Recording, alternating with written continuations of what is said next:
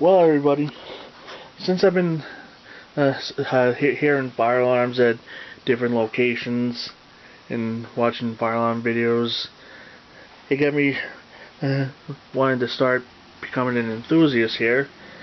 So I'm starting to collect fire alarms too. And here I got a couple of them here. First off, got the Wheelock NS. It's a 2-wire horn strobe.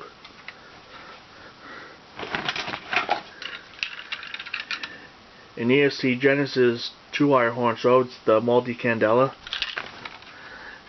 And right now the Wheelock NS is on 75 candela. And a Firelight BG12 pull station.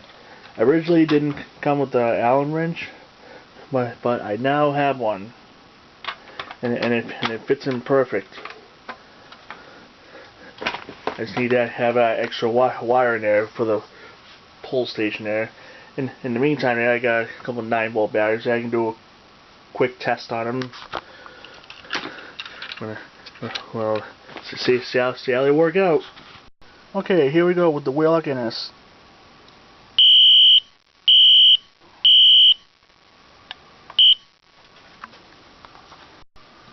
Here we go with the EST Genesis Horn Strobe.